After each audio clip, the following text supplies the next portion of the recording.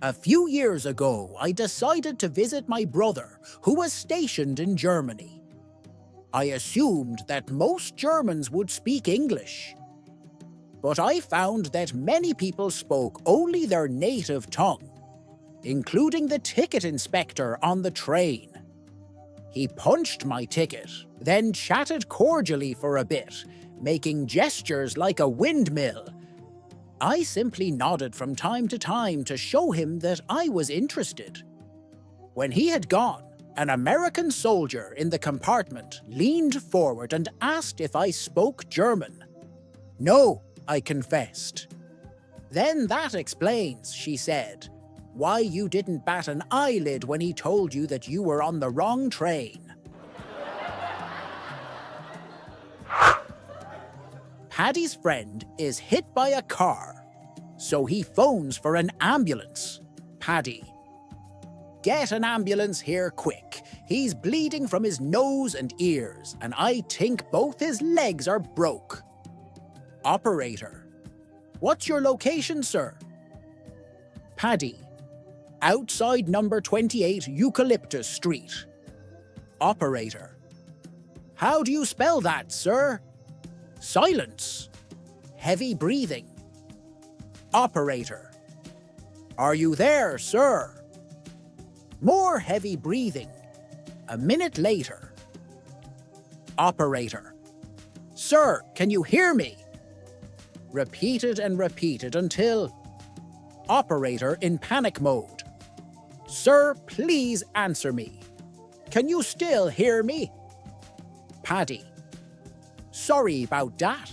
I couldn't spell eucalyptus, so I've dragged him round to number 3 Oak Street. An older white-haired man walked into a jewelry store one Friday with his beautiful young girlfriend at his side. The jeweler looked through his stock and brought out a $5,000 ring and showed it to him. The old man said, I don't think you understand. I want something very special. At that statement, the jeweler went to his special stock and brought another ring over. Here's a stunning ring at only $40,000, the jeweler said. The young lady's eyes sparkled, and her whole body trembled with excitement. The old man, seeing this, said, We'll take it. The jeweler asked how payment would be made, and the old man stated, by check. I know you need to make sure my check is good, so I'll write it now, and you can call the bank on Monday to verify the funds, and I'll pick up the ring Monday afternoon, he said. Monday morning, a very teed-off jeweler phoned the old man. There's no money in that account. I know, said the old man, but can you imagine the weekend I just had? Juan comes up to the Mexican border on his bicycle. He's got 2 large bags over his shoulders. The guard stops him and says, What's in the bags? Sand, answered Juan. The guard says, We'll just see about that. Get off the bike. The guard takes the bags and rips them apart. He empties them out and finds nothing in them but sand. He detains Juan overnight and has the sand analyzed, only to discover that there is nothing but pure sand in the bags. The guard releases Juan, puts the sand into new bags, hefts them onto the man's shoulders, and lets him cross the border. The next day, the same thing happens. The guard asks, What have you got? Sand, says Juan. The guard does his thorough examination and discovers that the bags contain nothing but sand. He gives the sand back to Juan, and Juan crosses the border on his bicycle. This sequence of events is repeated every day for a year. Finally, Juan doesn't show up one day, and the guard meets him in a cantina in Mexico. "Hey buddy," says the guard, "I know you are smuggling something. It's driving me crazy. It's all I think about. I can't sleep. Just between you and me, what are you smuggling?" Juan sips his beer and says, "Bicycles." A stingy old lawyer who had been diagnosed with a terminal illness was determined to prove wrong the old saying, "You can't take it with you." After much thought and consideration, the old ambulance chaser finally figured out how to take at least some of his money with him when he died. He instructed his wife to go to the bank and withdraw enough money to fill 2 pillowcases. He then directed her to take the bags of money to the attic and leave them directly above his bed. His plan: when he passed away, he would reach out and grab the bags on his way to heaven. Several weeks after the funeral, the deceased lawyer's wife, up in the attic cleaning, came upon the 2 forgotten pillowcases stuffed with cash. "Oh, that old fool!" she exclaimed. "I knew he should have had me put the money in the basement."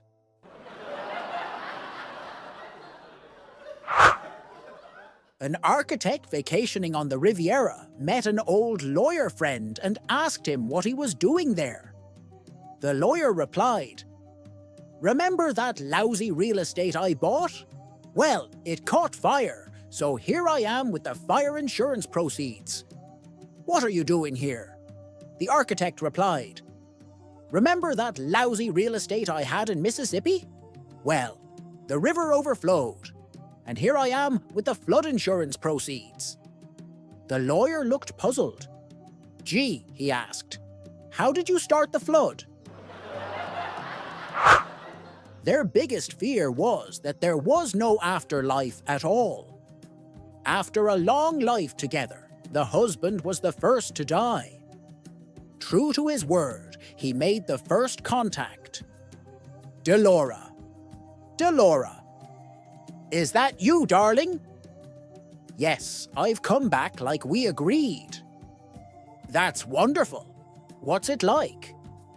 "Well, I get up in the morning. I have breakfast, and then it's off to the golf course. I have bathe in the warm sun, and then have a couple of times more. Then I have lunch. You'll be proud. Lots of greens. Another romp around the golf course, then pretty much have the rest of the afternoon. After supper, it's back to the golf course again. Then it's more until late at night. I catch some much-needed sleep, and then the next day, it starts all over again." "Oh, darling, are you in heaven?" "No, I'm a rabbit somewhere in Montana." A man was telling his co-worker one day that the company was transferring him to Chicago. He explained that he was going to quit before he had to move there. When asked why, he replied that he was just too afraid of all the crime, even though he would be passing up a big salary increase and greater benefits. His co-worker said he should reconsider. Chicago was a magnificent city with world-class museums, loaded with a great history, sights, good public transportation, etc. Then he said, "Why, I myself worked in Chicago for almost 10 years, and in all that time I never ever had a problem with crime while I was working." The first asked, "What did you do there?" To which the other replied, "I was tail gunner on a bread truck." A redneck is hiking through the woods with 2 Native Americans. As they come across a cave, one of the natives yells, "Whoop! Whoop!" Another voice calls from the cave, "Whoop! Whoop!" The native then strips out of his clothes and runs into the cave. "What was that all about?" asked the redneck. the other native explains. It's our mating ritual. A woman who is ready to mate will wait in a cave. If we come across a cave, we yell inside. If we hear a call back, we know we can go in and mate with her. A few minutes later, they come across another cave. The remaining native yells, "Whoop! Whoop!" Another voice calls from the cave, "Whoop! Whoop!" Without hesitation, the second native takes off his clothes and runs inside. Now all alone, the redneck continues on his way. Eventually, he comes across a very large cave. There must be a large, beautiful woman in there, he thinks to himself. "Whoop! Whoop!" he calls out. A very loud "whoop! Whoop!" comes from the cave. Wow, she's got a voice, he thinks. Sounds like she's larger and beautifuler than I imagined. He strips off his clothes and runs into the cave. The next day, the headline in the local newspaper reads, "Naked redneck, run over by train." One day, a man decided to retire. So he booked himself on a Caribbean cruise and proceeded to have the time of his life. That is, until the ship sank. He soon found himself on an island with no other people, no supplies, nothing, only bananas and coconuts. After about 4 months, he is lying on the beach one day when the most gorgeous woman he has ever seen rose up to the shore. In disbelief, he asks, "Where did you come from? How did you get here?" She replies, "I rowed over from the other side of the island where I landed when my cruise ship sank." Amazing, he notes. You were really lucky to have a rowboat wash up with you. "Oh, this thing," explains the woman. "I made the boat out of some raw material I found on the island. The oars were whittled from gum tree branches. I wove the bottom from palm tree branches, and the sides and stern came from a eucalyptus tree." "But where did you get the tools?" "Oh, that was no problem," replied the woman. "On the south side of the island, a very unusual stratum of alluvial rock is exposed. I found that if I fired it to a certain temperature in my kiln, it melted into ductile iron. I used that to make tools, and used the tools to make the hardware." The guy is stunned. "Let's row over to my place," she says. So, after a short time of rowing, she soon docks the boat at a small wharf. As the man looks to shore, he nearly falls off the boat. Before him is a long stone walk leading to a cabin and treehouse. While the woman ties up the rowboat with an expertly woven hemp rope, the man can only stare ahead, dumbstruck. As they walk into the house, she says casually, "It's not much, but I call it home. Sit down, please." "Would you like a drink?" "No, no, thank you," the man blurts out, still dazed. "I can't take another drop of coconut juice." "It's not coconut juice," winks the woman. "I have a still. How would you like a tropical spritz?" Trying to hide his continued amazement, the man accepts and they sit down on her couch to talk. After they exchange their individual survival stories, the woman announces, "I'm going to slip into something more comfortable. Would you like to take a shower and shave? There's a razor in the bathroom cabinet upstairs." No longer questioning anything, the man goes upstairs into the bathroom. There, in the cabinet, is a razor made from a piece of tortoise bone. 2 shells honed to a hollow ground edge are fastened onto its end inside a swivel mechanism. "This woman is amazing," he muses. "What's next?" When he returns, she greets him wearing nothing but some small flowers on tiny vines, each strategically positioned. She smelled faintly of gardenias. She then beckons for him to sit down next to her. "Tell me," she begins suggestively, slithering closer to him. "We've both been out here for many months. You must have been lonely. There's something I'm certain you feel like doing right now.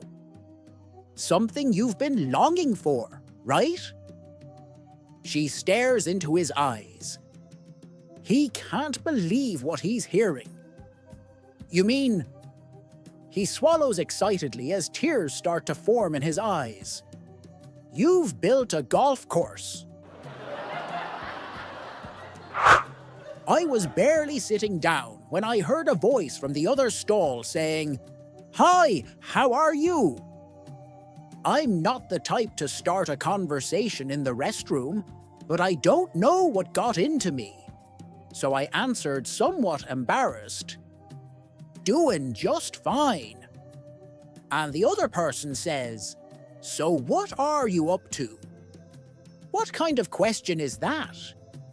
At that point, I'm thinking this is too bizarre, so I say, I'm like you, just traveling." At this point, I am just trying to get out as fast as I can when I hear another question. "Can I come over?" Okay, this question is just too weird for me. But I figured I could just be polite and end the conversation. I tell them, "No, I'm a little busy right now." Then I hear the person say, nervously, "Listen, I'll have to call you back. There's an idiot in the other stall who keeps answering all my questions." One evening, a family brings their frail, elderly mother to a nursing home and leaves her, hoping she will be well cared for. The next morning, the nurses bathe her, feed her a tasty breakfast, and set her in a chair at a window overlooking a lovely flower garden. She seems like she's doing fine, but after a while, she slowly starts to lean over sideways in her chair.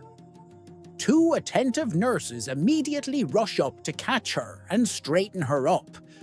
Again, she seems fine.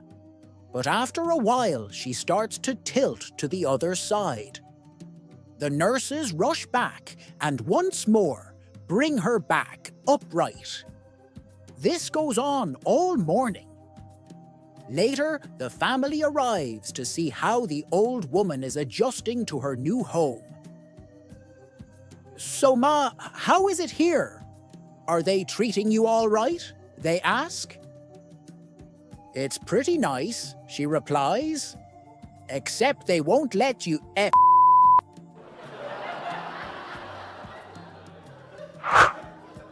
Dr. Rosenberg, a distinguished physician, completed his medical studies in his hometown before establishing himself in Manhattan, where he swiftly ascended to the pinnacle of his profession.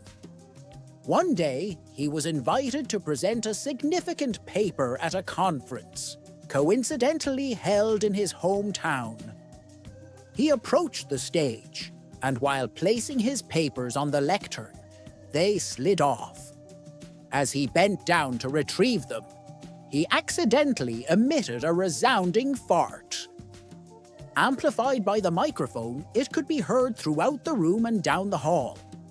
Despite his embarrassment, he managed to regain composure and deliver his paper before hastily exiting the stage.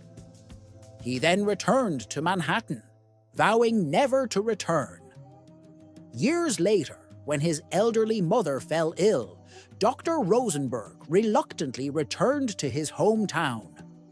Checking into a hotel under the alias Smith and arriving in the cover of darkness, the desk clerk inquired, "Is this your first visit to our city, Mr. Smith?"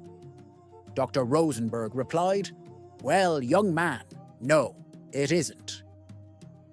I grew up here but moved away after receiving my education." Curious, the desk clerk probed further. "Haven't you visited since?" Dr. Rosenberg hesitated before confessing. "Actually, I did visit once many years ago. But an embarrassing thing happened, and since then I've been too ashamed to return." Attempting to console him, the clerk remarked, "Sir, while I don't know your life experience, I've learned that what seems embarrassing to me may not be remembered by others years later." Skeptical, Dr. Rosenberg responded, "Son, I doubt that's the case with my incident." The clerk, seeking details, asked, "Was it a long time ago?" Dr. Rosenberg admitted, "Yes, many years ago." Still curious, the clerk asked, "Was it before the Rosenberg A big city lawyer was representing the railroad in a lawsuit filed by an old rancher.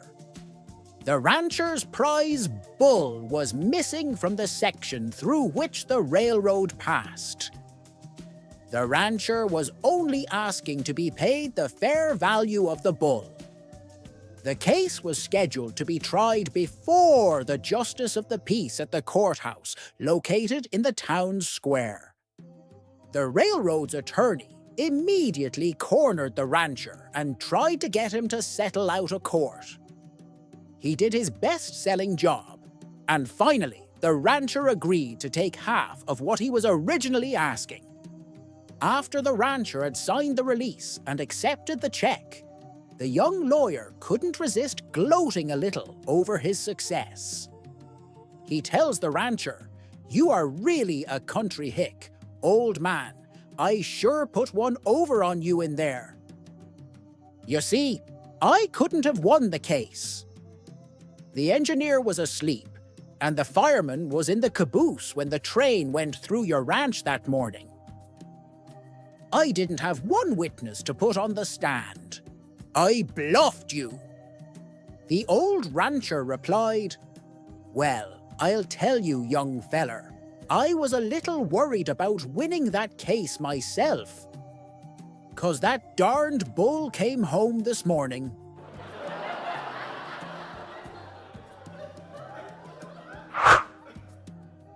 A saddened cowboy walks into a restaurant. The waiter asks, "Why the long face?"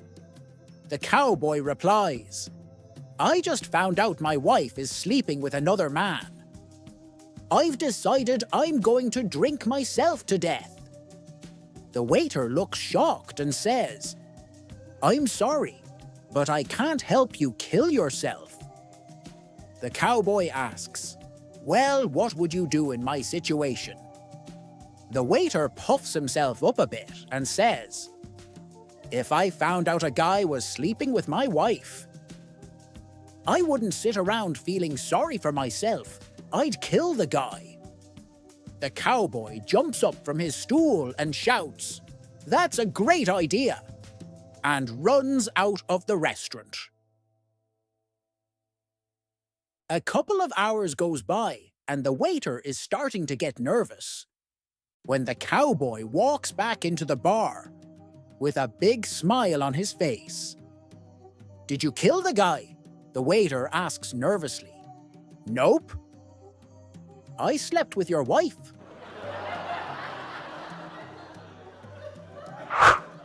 It is a very dark and stormy night.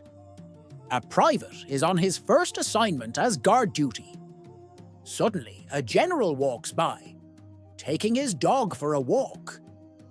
The nervous young private snaps to attention, makes a perfect salute, and blurts, "Sir, good evening, sir." The general returns the salute and says, "Good evening, soldier. Nice night, isn't it?" "Well, it isn't a nice night. But the private isn't going to disagree with the general, so he salutes again and replies, "Sir, yes, sir." The general continues, "You know, there's something about a stormy night that I find soothing. It's really relaxing. Don't you agree?" Again, the private doesn't agree, but responds, "Sir, yes, sir." The general, pointing to his dog, says, "This is a golden retriever, the best type of dog to own." The private glances at the dog, salutes yet again, and says, "Sir, yes, sir." The general continues, "I got this dog for my wife." The private, still very nervous, stammers, "Good trade, sir." An old lady goes to the bank to withdraw some money. She hands her bank card to the teller and says, "I would like to withdraw $20, please." The teller tells her, for withdrawals less than $100, please use the ATM. The old lady asks why. The teller returns her bank card and irritably tells her, "These are the rules, please leave if there is nothing else. There is a line of customers behind you." The old lady remains silent for a few seconds, then hands her card back to the teller and says, "Please help me withdraw all the money I have." The teller is astonished when she checks the account balance. She nods her head, leans down and respectfully tells her, "You have $3,000 in your account, but the bank doesn't have that much cash currently. Could you make an appointment and come back again tomorrow?" The old lady then asks how much she could withdraw immediately. The teller tells her any amount up to $10,000. "Well, please let me have $10,000 then," says the old lady. The teller, with a kind smile, hands $10,000 to her. The old lady puts $20 in her purse and then says, "Now, please deposit this $9,980 back into my account."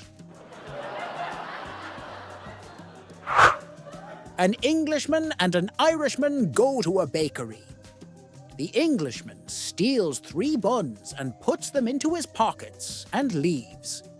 He says to the Irishman, "That took great skill and guile to steal those buns. The owner didn't even see me." "That's just simple thievery," the Irishman replied. "I'll show you how to do it the honest way and get the same results."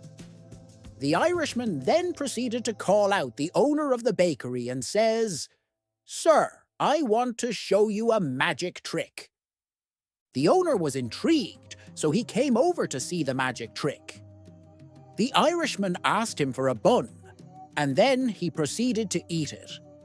He asked 2 more times, and after eating them again, the owner says, "Okay, my friend, where's the magic trick?"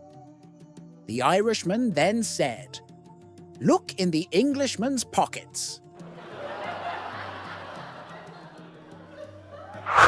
After a long, dry sermon, the minister announced that he wished to meet with the church's board following the close of the service. The first man to arrive and greet the minister was a total stranger. "You misunderstood my announcement. This is a meeting of the board members," explained the minister. "I know," said the man, "but if there is anyone here more bored than I am, I'd like to meet him." After the church service, a little boy told the pastor, "When I grow up, I'm going to give you some money." "Well, thank you," the pastor replied, "but why?" "Because my daddy says you're one of the poorest preachers we've ever had."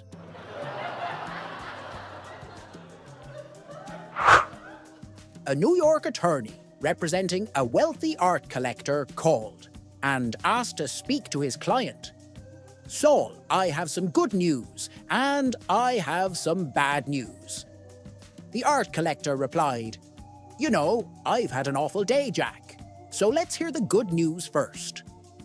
The lawyer said, "Well, I met with your wife today, and she informed me that she has invested only $5,000 in two very nice pictures that she thinks will bring somewhere between $15 and $20 million. And I think she could be right." Saul replied enthusiastically, "Holy cow, well done. My wife is a brilliant businesswoman, isn't she? You've just made my day. Now I know I can handle the bad news. What is it?" "The pictures are of you and your secretary.